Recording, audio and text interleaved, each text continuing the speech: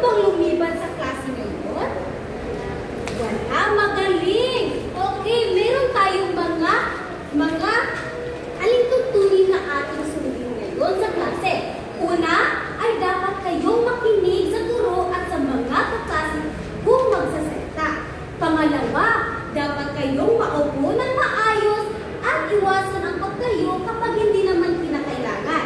Pangatlo, dapat kayong itaas ang pagkanang kamay kapag meron kayong isasagot o meron kayong mga katanungan. At ikaapat, dapat kayong makilaro sa ating talakayan at sa mga pangkatang gawain. Naintindihan niyo na ba, mga bata? Magaling! Okay, bago tayo mag-umpisa, naalala niyo pa ba kung ano ang ating inalakay kahapon? Okay, Anyusa, ano nga ba yun? Magaling! Bigyan natin ng magaling clap. Alam niyo ba magaling clap? Okay, ito yun. 1, 2, 3, 1, 2, 3, magaling, magaling, magaling. Again, 1, 2, 3, 1, 2, 3, magaling, magaling, magaling. Bago tayo mag-umpisa, meron muna tayong madali ang aktibidad. At ito yung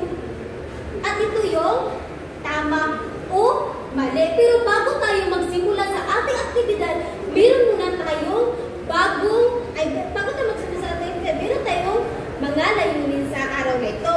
So pagkatapos ng ating talakayan, kayo ay inaasahan na natutukoy ang kahalagahan ng mga bahagi na ginagampanan ng bawat pangkat sa sinaunang lipunang Pilipino gamit ang larawan na hindi bababa 75% ang katumpakan. So, gawin na natin ang aktibidad. Okay, ready na ba kayo? Okay. So, bago tayo mag-umpisa, meron muna akong panuto. Ang klase ay hatiin ko sa dalawang grupo. Pero tatlo kayo, individual na lang kayo. So, bawat individual ay bibigyan ko ng placards na may nakasulat na tama o mali. So, tukuyin kung ito ay totoo, tama, at mali naman kung ito ay mali batay sa iyong nalalaman.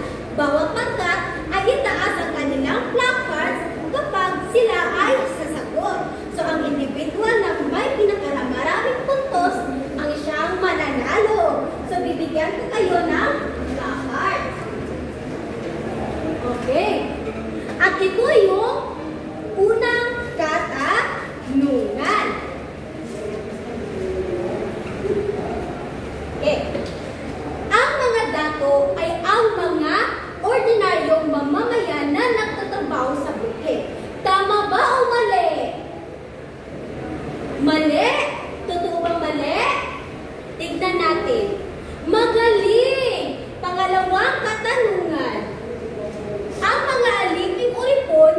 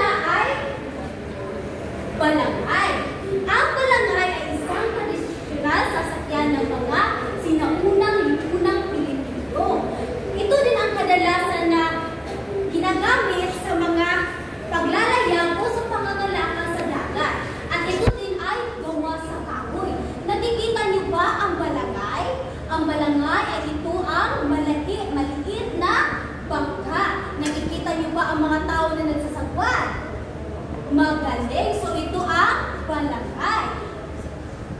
Next, ang barangay. Ang barangay naman ay isang